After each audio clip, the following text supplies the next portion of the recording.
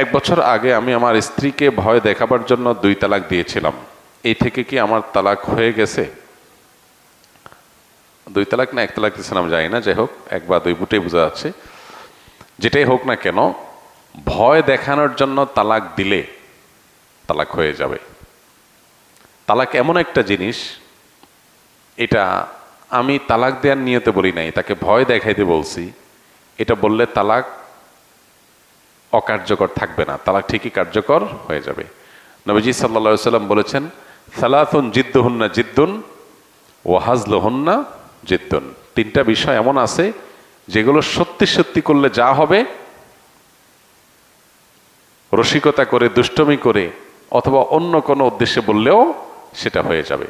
এর মধ্যে একটা হলো বিবাহ, আরেকটা হলো তালাক।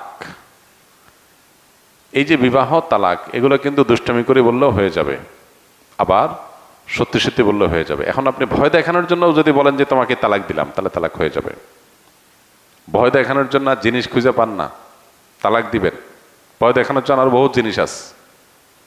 আপনি ভয় দেখানোর জন্য একজনের বুকে ছুরি মেরে দিছেন, বুকে ছুরি মেরে দিছেন কেন? ভয় দেখানোর জন্য। কি বলেন, লোকটা মরে যাবে না বেঁচে থাকবে? যদি বলেন যে না, আমি তো মারার জন্য মারি নাই, ভয় দেখানোর জন্য মারছিলাম, এ কথা বললে কি লোকটা বেঁচে যাবে? তালাকটা এরকম। অনেকে তালাক সম্পর্কে জানেন না। এই জন্য আমি অনুরোধ করি, যারা বিয়ে শাদী করেন নাই, বিয়ের আগে তালাক সম্পর্কে ভালো করে জেনে নেন। তালাক সম্পর্কে যদি না জানেন, কখন কি সর্বনাশ করে ফেলবেন নিজেরটা নিজে টের পাবেন না। এবার আমাদের সতর্ক থাকতে হবে। আল্লাহ আমাদের বোঝার তৌফিক দান করুন। তবে 1 তালাক বা 2 তালাক দিলেও সম্পর্ক চিরতরে শেষ হয়ে যায় না। ইদ্যতের মধ্যে থাকলে ওইটা আবার ফেরত নেওয়ার সুযোগ থাকে। আর যদি ইদ্যত পার হয়ে চলে যায়, তা আবার নতুন করে আগ্ধ করে বৈবাহিক সম্পর্ক স্থাপন করা যেতে পারে, যদি তালাক 3টা না হয়। এখানে 1 তালাক দিয়েছেন বা 2টা তালাক হয়েছে, তাহলে সেক্ষেত্রে এখন আরেকটা তালাক ছিল বিধায় আপনি আবারও সংসার করতে পারবেন, যদি এরপরে আর কোনো তালাক না দিয়ে থাকেন। আর যদি ডেইলি আপনি ভয় দেখানোর জন্য তালাক দেন, তাহলে তো বহুত আগে শেষ হয়ে গেছে সম্পর্ক। কোরবানির পরে গরুর শিং গাছে ঝুলানো অনেকে মঙ্গলজনক মনে করে, এটা কি কুসংস্কার নাকি এর কোনো বাস্তবতা আছে? হ্যাঁ, এই জিনিসটা আমাদের দেশে অনেক জায়গায় দেখা যায়। কোরবানির গরু জবাই করার পর শিংটা গাছে ঝুলায় রাখে, অনেকে ঘরের সামনে নিয়ে ঝুলায়। তো এটা শুধু কুসংস্কার না, এটা শিরিকপূর্ণ একটা কাজ, এটা করা উচিত না। গরুর শিংয়ের কোনো ফজিলত নাই, আর যদি ফজিলত থাকে ওটা খাওয়ার ফজিলত থাকতে পারে। যদি খাওয়ার জিনিস হয় তাহলে তো খাওয়া যায় না, তাহলে আর কোনো ফজিলত নাই। এই জন্য গরুর শিং ঝুলাইলে কোনো লাভ হবে এরকম মনে করলে এটা ঈমান বিধ্বংসী বিশ্বাস এবং আকীদা। গরুর শিংয়ের কোনো শক্তি ক্ষমতা কিছুই নেই, এবং কোরআন হাদিসে কোথাও এর কোনো আলাদা ফজিলত উল্লেখ করে নাই। যারা গরুকে পূজা করে তাদের কাছে এটার কোনো বিশেষ গুরুত্ব থাকতে পারে, কিন্তু মুসলমানের কাছে এটার বিশেষ কোনো গুরুত্ব নাই। অতএব ধানের খেতে, কোনো ফলের গাছে কিংবা ঘরের সামনে এই শিং ঝুলায় থাকলে আপনি যদি মনে করেন যে জিনভূত আসবে না, যদি মনে করেন, তো এটা ভুল হবে। জিনভূত আরো বেশি আসার সম্ভাবনা আছে, কারণ আপনি যেখানে শিরকপূর্ণ কাজ করবেন সেটা শয়তানের আখড়া হবে, সেই অর্থে বলা। তো এই জন্য এই ধরনের কুসংস্কার থেকে আমাদের বেঁচে থাকতে হবে। কোরবানিকে কেন্দ্র করে আরেকটা কুসংস্কার এখনো কোনো এলাকায় আছে, গ্রামাঞ্চলে বিশেষ করে। কোরবানির পশুর যে প্রবাহমান রক্ত, ওইটা অনেকে বাটিতে নেয়, একদম গরম গরম রক্ত বাচ্চাদেরকে খাওয়ায়, মনে করে যেটা খাওয়াই দিলে রোগ ভালাই হয়ে যাবে, বিপদ আপদ আর আসবে না। একে তো জিনিসটা নোংরা, এটা মানুষের স্বাস্থ্যের জন্য ভয়ঙ্কর ক্ষতিকর। উপকার তো হবেই না, আরো 12টা বাজবে। আমি নিজেও আমার ছোটবেলাতে দেখেছি এরকম অনেকে রক্ত নিয়ে যায়। আর তৃতীয়ত, গরুর বা যে কোনো পশুর প্রবাহমান রক্ত যেটা সেটা থেকে বের হয় জবাই করার পর, এটা নাপাক। এটা শরীরে লাগলে, কাপড় লাগলে পর্যন্ত কাপড় নাপাক হয়ে যাবে। সেটা খাওয়া তো হারাম, ওষুধ হওয়া তো দূরের কথা। তো এখনো এই সমস্ত অজ্ঞানতা, এই সমস্ত কুসংস্কার, এই সমস্ত মূর্খতা আমাদের সমাজে অনেক এলাকা আছে। আল্লাহ তাআলা আমাদেরকে এগুলো থেকে বেঁচে থাকার তৌফিক দান করুন। আমার ছেলে মাদ্রাসায় পড়ে, কিন্তু মাঝে মধ্যে ঘুমের মধ্যে দিনে অথবা রাতে বিছানা পেশাব করে দেয়। ও বলতে পারে না এর জন্য কি কোনো আমল আছে কিনা। ওর বয়স 9 বছর। ভাই, প্রথমত বাচ্চাদের এই সমস্যাটা বেশি হয়। তারা ঘুমের মধ্যে পেশাব করে দেয়, বিছানা পেশাব করে দেয়। এটার শারীরিক সমস্যা, সেখান থেকে এই সমস্যা হয় অনেক ক্ষেত্রে। এক্ষেত্রে ডাক্তার দেখালে অনেক সময় সমাধান হয়। পাশাপাশি ঝাড়ফুঁকের মাধ্যমেও কিছু আমলের মাধ্যমে উপকার হয়। স্পেসিফিক কোনো আমল কোরআন বা হাদিসে আলাদা করে উল্লেখ করা নাই যে বিছানা পেশাবের জন্য এই আমল। তবে ঝাড়ফুঁককারীরা, তারপরে রাঁকিরা, এই বিষয়ে যারা এক্সপার্ট আছেন তারা বিভিন্ন রকমের আমল সাজেশন করেন যে আমল করা যেতে পারে। কোরআন হাদিসের সাথে সাংঘর্ষিক না হলে সেরকম আমল করা যেতে পারে। কিন্তু এর পাশাপাশি বিছানায় পেশাব করার বিষয়টা, এইটা অনেক ক্ষেত্রেই ডাক্তারি ট্রিটমেন্টের মাধ্যমে ভালো হয়। বেশিরভাগ ক্ষেত্রেই এটা হয়ে থাকে শারীরিক সমস্যার কারণে। বিধায় এটার জন্য যদি প্রপার ট্রিটমেন্ট করা হয়, ডাক্তারের কাছে যাওয়া হয়, আশা করা যায় ইনশাআল্লাহ এটার সমাধান হবে। হজের সময় হাজিরা যে কোরবানি করে, সেটার পাশাপাশি কি তাদের দেশেও কোরবানি করতে হবে? এটা খুবই কমন এবং প্রয়োজনীয় একটা প্রশ্ন, অনেকেরই এই প্রশ্নটা। হজের সময় হাজিরা হজ করতে গিয়ে হজের অংশ হিসাবে যে কোরবানিটা করে, এটা আসলে দমে শকর। এটাকে আমরা কোরবানি বলি, কিন্তু এটার নাম মূলত দমে শকর। দমে শকর মানে কি? আল্লাহর কাছে এই যে হজ করার সুযোগ হয়েছে, ওমরা করার সুযোগ হয়েছে, সেজন্য শুকরিয়া আদায় করে একটা পশু জবে করা, এটাকে বলা হয় দমে শকর। শুকরিয়া আদায় করে পশু জবে। আর কোরবানির দিন অর্থাৎ ঈদের দিন যে জবে করা হয় কোরবানি হিসেবে, এটা সেটা না। যার কারণে হাজী সাহেবরা ওখানে মক্কাতে যেটা জবাই করেন সেটা হলো দমে শকর, সেটা হজের অংশ। আর কোরবানি যেটা একটা আলাদা ইবাদত, পশু জবে, ঈদের দিনের আমল, সেটা সকল সচ্ছল ব্যক্তিদের উপরে বর্তায়। সেই হিসাবে হাজী সাহেব সচ্ছল মানুষ হিসেবে দেশে তার তরফ থেকে অন্য কেউ সে কোরবানি করতে পারে। উনি চাইলে সেখানেও আলাদা করে কোরবানি করতে পারেন। কিন্তু দুইটা দুই জিনিস। যার কারণে হজের যে কোরবানি অর্থাৎ দমের শকর, সেটা হয়ে গেলে আর তার জন্য নর্মাল যে কোরবানি সেটা প্রযোজ্য না, বিষয়টা সেরকম না। একই ব্যক্তি দুইটা তার উপরে প্রযোজ্য হতে পারে। একটা হলো হজেরটা, যেটা দমের শকর, যেটাকে আমরা কোরবানি বলি, আর একটা হলো মূল কোরবানি। দুটাই আলাদা তাকে করতে হবে। কোরবানি কোন কোন মানুষদের উপরে করা আবশ্যক আর কাদের জন্য করা সুন্নাত? প্রথমত, কোরবানির বিষয়ে আমরা এর আগেও সম্ভবত প্রশ্ন উত্তর দিয়েছি। যাদেরকে আল্লাহ তাআলা সচ্ছলতা দিয়েছেন, যাদের জাকাত দেওয়ার মতো অর্থ আছে, এরকম অর্থের মালিক হলে তাদের উপরে কোরবানি বর্তায়, সে মুসলমানদের উপরে কোরবানি বর্তায়। জাকাত দিতে হলে কি পরিমাণ অর্থ লাগে? 52.5 ভরি রূপার মালিক হওয়া লাগে।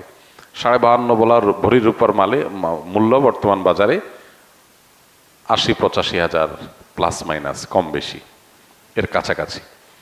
তো এক্সাক্ট দাম জেনে যে 52.5 ভরি রূপা কিনতে কত টাকা লাগে, সেই টাকার মালিক যদি কেউ থাকে কোরবানির দিনগুলোতে, ঋণ মুক্ত, ঋণ টিন দেওয়ার পর এই টাকা টিকবে, তাহলে তার উপরে কোরবানি ওয়াজিব ওলামায়ে আহনাফের মতে।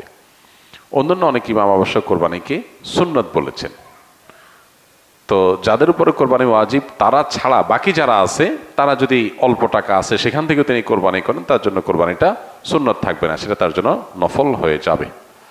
গাজীপুরে একজন ইমামকে শিশু বলাৎকারের অভিযোগে পিটিয়ে মেরে ফেলা হয়েছে। অনেকেই বলেছে আকীদাগত পার্থক্যের কারণে মেরে ফেলা হয়েছে। তার মামলা পুলিশ নিচ্ছে না। এদেশে ইমামদের জীবনের মূল্য কি নেই তাহলে? এই ঘটনা আমারও চোখে পড়েছে এবং খুবই অবাক হয়েছি এবং কষ্ট পেয়েছি একই সঙ্গে। একজন ইমাম, তার আকীদা যাই হোক না কেন, তার চিন্তা যাই হোক না কেন, একজন আলিম, একজন সম্মানিত ইমাম, তার বিরুদ্ধে কোনো অভিযোগ উঠলে তিনি দোষী হলে 100 বার তার বিচার হবে। কিন্তু একটা অভিযোগ তুলে একটা মানুষকে পিটিয়ে মেরে ফেলা, এটা কোনো সভ্য সমাজে গ্রহণযোগ্য হতে পারে না। আমি অবাক হয়েছি যে অতি সম্প্রতি এ ধরনের যে সমস্ত মবের ঘটনা ঘটেছে, আইন হাতে তুলে নেওয়ার ঘটনা ঘটেছে, সেগুলোতে যারা সরব ছিল সেই মানুষগুলো এই ঘটনায় পরিপূর্ণ নীরব, তাদের মুখ থেকে কোনো আওয়াজ আমরা শুনতে পাই নাই। কি কারণে? কারণ এখানে নিহত লোকটা একজন ইমাম, সেজন্য নিহত লোকটা একজন আলেম, সেজন্য। এই যদি হয় আমাদের সমাজের অবস্থা, তাহলে এই সমাজের জন্য কোনো কল্যাণ অপেক্ষা করছে না। যারা অন্যান্য মবের বিরুদ্ধে সোচ্চার ছিলেন, এখানে এই মবের সাথে যারা জড়িত তাদের বিরুদ্ধে সবাই সোচ্চার থাকা কর্তব্য। একটা লোক অপরাধী হলে, অপরাধ প্রমাণ হওয়ার আগ পর্যন্ত, অভিযুক্ত হলে অপরাধ প্রমাণ হওয়ার আগ পর্যন্ত তাকে অপরাধী বলা যাবে না। এখানে কি ঘটেছে আমরা কেউ জানি না, কিন্তু আমরা এটুকু জানি লোকটাকে পিটিয়ে মেরে ফেলা হয়েছে। এবং আমরা ভিডিওতে দেখেছি যে পানি পান করার জন্য তিনি ছটফট করছেন, তখনও পানির বোতল মুখের কাছে নিয়ে পুলিশের কর্তব্যরত কোনো এক সদস্য তিনি বোতলটা আবার ফেরত নিয়ে আসছেন, তাকে পানি খান পান করতে দেন নাই। পিপাসায় ছটফট করতে করতে লোকটা মারা গেল। এটা তো একটা সভ্য সমাজে কোনোভাবে মেনে নেওয়া যায় না। একজন মানুষ তিনি যদি অপরাধীও হন, পানি পান করতে চাইবে, তাকে পানি পান করতে দিবেন না, তাকে মেরে ফেলবেন।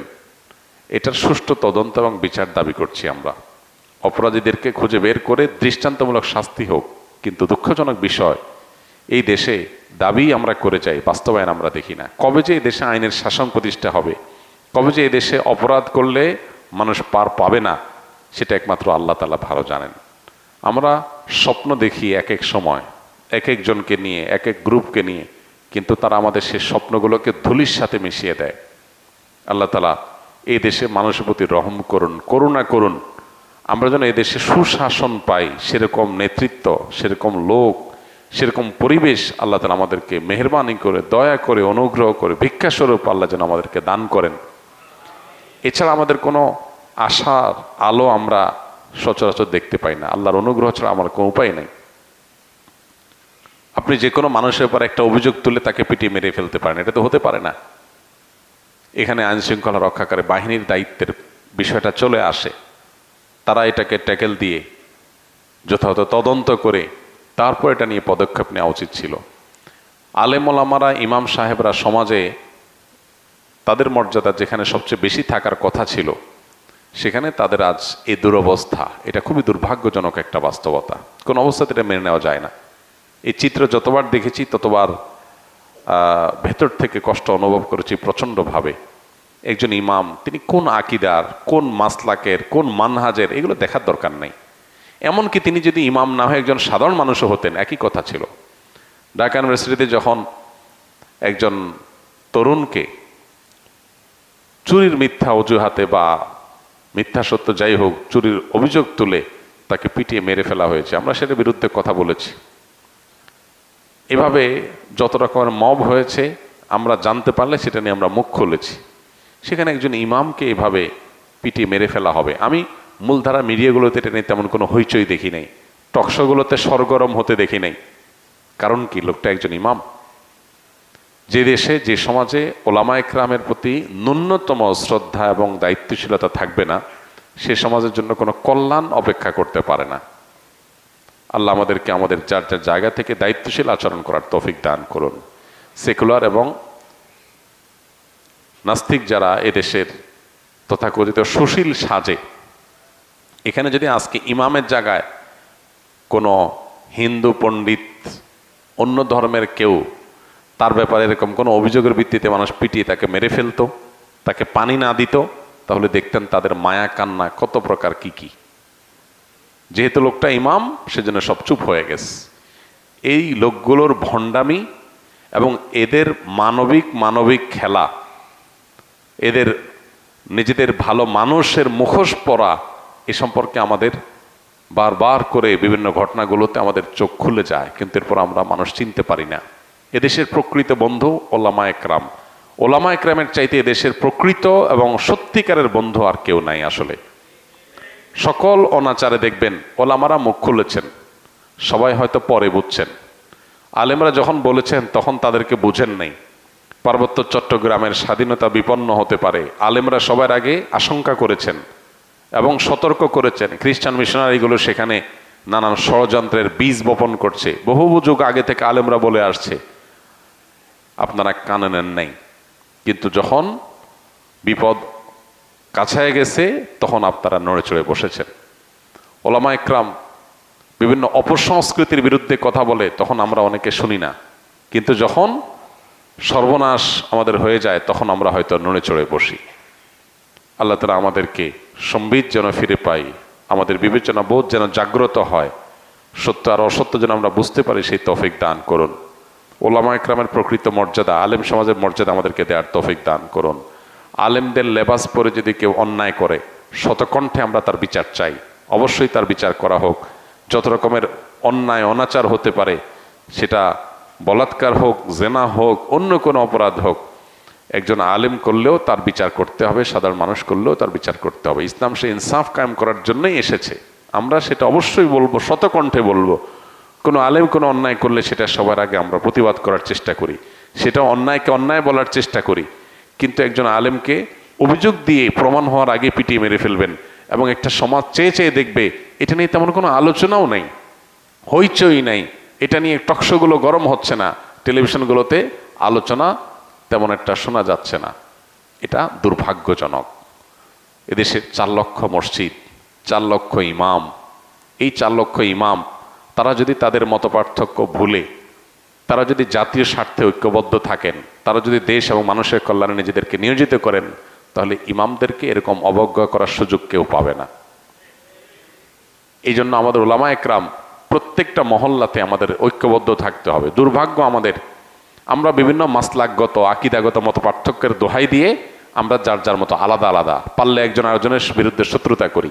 এগুলা ভেদাভেদ ভুলে, মত পার্থক্য আপন জায়গায় থাকতে পারে, সেগুলো থাকা সত্ত্বেও আমরা ঐক্যবদ্ধ থাকা দরকার, একে অন্যের পাশে থাকা দরকার, এবং সমাজ এবং মানুষের কল্যাণে কাজ করা দরকার। আল্লাহ আমাদেরকে তৌফিক দান করুন। দেখুন, বর্তমানে কোরআন তেলাওয়াত ঘর বাড়ি থেকে, বাসা বাড়ি থেকে উঠে গেছে, সকাল সন্ধ্যার আমল উঠে গেছে। মিউজিক আমরা চাইলেও ইচ্ছাকৃত অনেকে শুনে, আর অনেকে ইচ্ছাকৃত শুনে না, ইচ্ছা ছাড়া শুনে, মোবাইল ফোনের রিংটোনে শুনে, রাস্তাঘাটে শুনে। এগুলো শুনতে শুনতে, হারাম করতে করতে করতে করতে মানুষের স্পিরিচুয়াল পাওয়ার কমে যায়, আধ্যাত্মিক শক্তি, রুহানি শক্তি কমে যায়। এর ফলশ্রুতিতে শয়তানের উপদ্রব, জিন্নাতের উপদ্রব, এগুলো অনেক বেশি বেড়ে যায়। তখন মানুষ নিজেকে আর সঠিক পথে আনতে পারে না, অসুস্থ থাকে। তো এই সমস্যাগুলো এখন ঘরে ঘরে। এই জন্য 1 নম্বরে প্রয়োজন হলো তাওয়ায়ে নাসুহা, সকল গুনাহ থেকে বেঁচে থাকা। বাসা বাড়িকে ছবি, প্রাণীর ছবি, ভাস্কর্য, মূর্তি, এগুলো থেকে পরিচ্ছন্ন করা। মিউজিক যাতে 1 সেকেন্ডের জন্য বাঁচতে না পারে সেই ব্যবস্থা করা, এবং সেই সাথে বাসা বাড়িতে সকল মাসনুন আমল, রক্ষা কবচ আমল, সকাল সন্ধ্যার দোয়া, প্রবেশের সময় বিসমিল্লাহ, বের হওয়ার সময় বিসমিল্লাহ, সালাম দিয়ে প্রবেশ, এই আমলগুলো নিয়মিত করা। কোরআনে কারীমের তেলাওয়াত যেই বাসায় উচ্চস্বরে নিয়মিত হয় আর অন্যান্য হারামগুলো থেকে বেঁচে থাকা হয়, সেই বাসায় দুষ্টজনের উপদ্রব বা সেহের, ব্ল্যাক ম্যাজিক কাজ করবে না। এই জন্য এই আমলগুলো আমাদের বাড়ানো দরকার।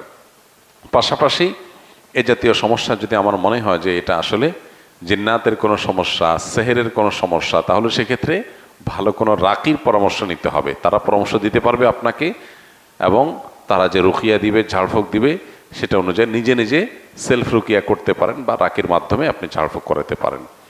আমি বর্তমানে সরকারি প্রাথমিক বিদ্যালয়ের শিক্ষক হিসাবে কর্মরত আছি। সম্প্রতি একটি শরিয়া ব্যাংক, আল আরাফা ইসলামী ব্যাংকে ভালো পদে বেতনে চাকরি হয়েছে। এমত অবস্থা আমার কোনটি বেছে নেওয়া উচিত? উল্লেখ্য, এই দুটি চাকরির কোনোটি আমি চূড়ান্ত ক্যারিয়ার হিসাবে নিতে চাই না, যদি আল্লাহ তাআলা সরকারি প্রথম শ্রেণীর একটি হালাল চাকরির ব্যবস্থা করে দেন। ভাই আমার, আপনার ভবিষ্যৎ পরিকল্পনা যেটাই থাকুক না কেন, আমি বলতে চাই, ব্যাংকের চাকরির বিপরীতে যদি শিক্ষকতার চাকরি পাওয়া যায়, সন্দেহাতীতভাবে শিক্ষকতার চাকরিকে ব্যাংকের চাকরির পরে প্রায়োরিটি দেওয়া উচিত, অগ্রাধিকার দেওয়া উচিত। প্রথমত, আমাদের মানসিকতার মধ্যে একটা জিনিস সেট হয়ে গেছে যে আমাদের অনেক টাকা দরকার। এই জিনিসটা আমাদের সবার মানসিকতার মধ্যে সেট হয়ে গেছে। ভোগবাদী পৃথিবীটাকে এমনভাবে সাজিয়েছে যে এখানে সবাই টাকা পয়সা কামাই করতে পারলে নিজেকে মনে করে আমি সাকসেস, আমি সফল। মানুষ সুখের পথ এটা নিশ্চিত করবার জন্য যতটা চেষ্টা করে তার চেয়ে বেশি টাকা কামাই করার চেষ্টা করে। অনেক কাজ আছে যে কাজে টাকা নেই কিন্তু সুখ আছে। এখন এই পৃথিবীতে অবশ্য আমরা চিন্তাও করতে পারি না টাকা না থাকলে আবার সুখ থাকে কেমনে, টাকা ছাড়া আবার সুখ হয় কিভাবে, আমরা চিন্তাই করতে পারি না। এখানে চলে আসে নবী সাল্লাল্লাহু আলাইহি ওয়াসাল্লামের সেই হাদিস, যেখানে তিনি বলেছেন লাইসাল গিনা বিকাসরাতিল আরদ ওয়ালাকিন্নাল গিনা গিনান নাফস। অনেক সম্পদ এটার মালিক হয়ে যাওয়া এটা মূলত ধনী হওয়া নয়। আসল ধনী হওয়া হলো মানসিকভাবে ধনী হওয়া। কোনো মানুষ যদি অল্প পেয়ে সে যদি বলে আলহামদুলিল্লাহ আমারটা যা পাইছি এটা নিয়ে আমি অনেক সুখী, আমার আর চাহিদা নাই, আল্লাহর কাছে আমার তৃপ্তি আছে, আমি আল্লাহকে শুকরিয়া জানাই, আমার আর দরকার নেই, এই লোকটা ধনী। কারণ তার আর অভাব নাই, তার অন্তরে কোনো সংকীর্ণতা নাই, সে ধনী। আরেকজনের অনেক আছে কিন্তু এরপরও তার যদি আরো চাহিদা থাকে তাহলে সে ধনী না, সে মূলত গরিব, কারণ অভাব আছে। তো এই জন্য কিছু কিছু কাজ আছে যে কাজে টাকা নাই কিন্তু প্রচন্ড তৃপ্তি আছে। যেমন শিক্ষকতা, আমি একজনকে একটা জিনিস শেখাবো, কিছু মানুষকে কিছু জিনিস শিখাবো, তারা ভালো কিছু শিখবে, তাদের জীবন গঠন করবে। আমি একজন স্কুলের শিক্ষক হব, স্কুলের ছেলে মেয়েদের বাচ্চাদেরকে আমি পাঠদানের ফাঁকে ফাঁকে তাদের মধ্যে ভালো মানুষ হওয়ার প্রেরণা এটা জাগ্রত করে তুলব। হয়তো একটা বাচ্চা ছেলে সে আমার সঠিক গাইডলাইন পেয়ে আল্লাহমুখী হয়ে যাবে, ভালো মুসলিম হবে, ভালো মানুষ হবে, তাহলে আমি এখানে একটা ভালো ইনপুট দিতে পারলাম, এর আউটপুট আসবে খুব ভালো কিছু আশা করা যায়। এখানে টাকা একটু কম হলেও, বেতন একটু কম হলেও, সুযোগ সুবিধা কম থাকলেও, সমাজে একটু আমার অবস্থান ওইরকম বেশি স্ট্রং না হলেও এটা আমার জন্য তৃপ্তিদায়ক, সুখকর। এর বিপরীতে আরেক জায়গায় আমি সার্ভিস দিচ্ছি কোম্পানিকে, বিনিময়ে কিছু টাকা পাচ্ছি, সেখানে আসলে সমাজ, ব্যক্তি, মানুষের প্রতি আমার কোনো বিশেষ অবদান থাকছে না, তৃপ্তিদায়ক চক্ষু শীতলকারী কোনো অ্যাচিভমেন্ট, কোনো অর্জন হচ্ছে না। তাহলে সেই চাকরির তুলনায় আমার অবশ্যই ওই চাকরিকে প্রায়োরিটি দেওয়া উচিত যেখানে তুলনামূলকভাবে আমার অ্যাচিভমেন্ট অর্জনটা বেশি হয়। ক্যারিয়ার সাজাতে গিয়ে আমাদের এইভাবে যদি ভাবি তাহলে আমরা সুখী হব তুলনামূলকভাবে অনেক বেশি। একটা চাকরিতে আমি অনেক টাকা পয়সা কামাই করলাম কিন্তু সেখানে আসলে আমার তেমন কোনো আপনার তৃপ্তিদায়ক কোনো অর্জন থাকলো না, যেটা দিয়ে আমার আসলে চক্ষু শীতল হতে পারে, মন প্রশান্ত হতে পারে, সেরকম কোনো অর্জন হলো না। টাকা অনেক হলো, তো মনের শান্তিটা আল্লাহ তাআলা এটা দিয়ে দিবেন না। শরীরের শান্তি এটা হয়তো টাকা দিয়ে কিছুটা হতে পারে, কিন্তু মনের শান্তি, আসল শান্তি, সেটা আল্লাহ তাআলা দিবেন না। এই জন্য শিক্ষকতার পেশাকে অবশ্যই প্রায়োরিটি দেওয়া উচিত। তাছাড়া ইসলামী ব্যাংকগুলোতে ইসলামী ব্যাংকিং পরিপূর্ণভাবে হয় কি না, কতখানি হয়, সেটা নিয়ে যথেষ্ট বিতর্ক আছে, ধোঁয়াশা আছে এবং বড় ধরনের প্রশ্ন করার সুযোগ আছে। তো আমি সন্দেহের ঊর্ধ্বে ওঠার সুযোগ যদি থাকে তাহলে সন্দেহের মধ্যে কেন ঢুকতে যাব একটু বেশি টাকার জন্য? একজন ইমানদার টাকার পরিমাণ না দেখে তিনি তার তাকওয়ার জন্য কোনটা বেশি অনুকূল সেটাকে দেখবেন, সেই চেষ্টা করবেন। অতএব আশা করি যে আপনি এখান থেকে আপনার করণীয় বা আপনার কি করা উচিত সে সম্পর্কে একটা ধারণা পেয়ে গেছেন। আর এখানে যে প্রশ্নোত্তর দেওয়া হয় এগুলো আমরা স্মরণ রাখি কিনা এটা পরীক্ষা হয়ে যাক। গত সপ্তাহে প্রশ্নোত্তরের মধ্যে কোন একটা প্রশ্ন এবং উত্তর মুখস্থ আছে এরকম কে আছেন বলেন? আপনি নিজে প্রশ্ন করছিলেন? মাশাআল্লাহ, ভালো ভাই, মনোযোগ দিয়ে শুনছেন বোঝা গেছে। কিন্তু এটা তো আসলে জ্ঞানভিত্তিক কোনো প্রশ্ন না, এটা ছিল হলো যে দেশে অনেক ক্ষুদ্র ঋণের প্রকল্প চালু করছে বিভিন্ন এনজিও গুলো, সুদভিত্তিক ঋণ দেয় তারা। তো এক ভাই লিখছেন যে আসন্ন ফাউন্ডেশন থেকে এরকম কোনো পরিকল্পনা আছে কিনা। এটা তো ফাউন্ডেশনের একটা ইনফরমেশন, কিন্তু এছাড়া কোনো মাসলা মাসাইল বা নতুন কোনো জানার বিষয় মনে আছে আপনার? বলেন, এটা কি প্রশ্ন ছিল গত সপ্তাহে? শিওর? মাশাআল্লাহ, আসেন আপনার একটা পুরস্কার দেই। কি নাম আপনার? এদিকে আসেন। কি নাম? হেদায়েতুল্লাহ। কোথায় কি করেন? মাদারীনগরে? কোন জামাতে? সর্বেকা, মাশাআল্লাহ। তান ভাই হেদায়েতুল্লাহকে আমরা একটা বই উপহার দিচ্ছি। এই বইটার লেখক হলো বর্তমান মাননীয় ধর্ম উপদেষ্টা ডক্টর আফম খালিদ হোসেন। তার দফতর থেকে ওনার পিএ পার্সোনাল অ্যাসিস্ট্যান্ট তিনি আমার কাছে বইটা পাঠিয়েছেন। বইটা বেশ সুন্দর। কোরআন হাদিসের আলোকে, কোরআন হাদিসের দলিল ভিত্তিক ইসলামী বিধিবিধান, একবারে ইমান থেকে নিয়ে বিবাহ থেকে নিয়ে একজন মুসলমানের যা জানা দরকার এরকম প্রয়োজনীয় অনেক বিষয় এখানে চলে আসছে মাশাআল্লাহ। বইটা পাবলিশ করেছে বিশ্ব কল্যাণ পাবলিকেশনস। এই ভাই যেহেতু মনোযোগ দিয়ে কথা শুনেছেন এবং সঠিক উত্তর দিয়েছেন, ওনাকে বইটা আমরা হাদিয়া দিচ্ছি। আলহামদুলিল্লাহ। জি, ঠিক আছে। ফি আমানিল্লাহ। জাযাকুমুল্লাহ খাইর।